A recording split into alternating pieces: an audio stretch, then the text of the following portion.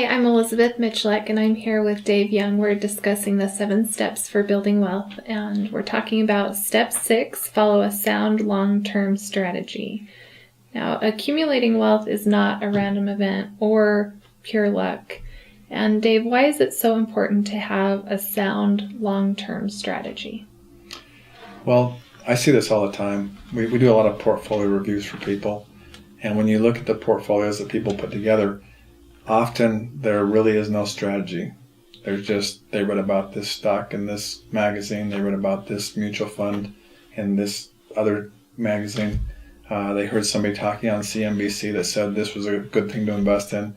And so when you look at their portfolios, it's just a random conglomeration of whatever they've heard about for the last several years. But there's no real strategy to it.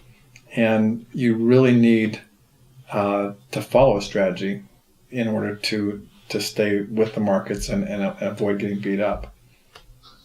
Great. So what are the steps to follow a strategy? Well, the first thing that every person needs to do is to set their risk level. I see this over and over and over again, not done. The last 3 portfolio reviews I had, the clients said that they were very conservative. They were holding very aggressive portfolios. So the first thing you have to do is you have to set your risk tolerance, which means you have to determine how much volatility you're okay with. And, on a 1 to 10 scale, maybe you're a 3 on the risk scale, maybe you're a 5, maybe you're a 7, but you need to set that risk tolerance. And then once you set that risk tolerance, then the next step is to develop a strategy around that risk tolerance.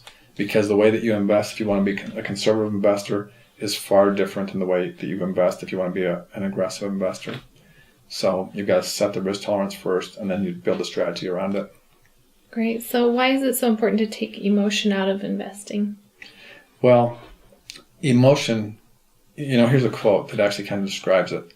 It says, bull markets are born on pessimism. In other words, bull markets take off when the people are the most pessimistic. They're grown on skepticism.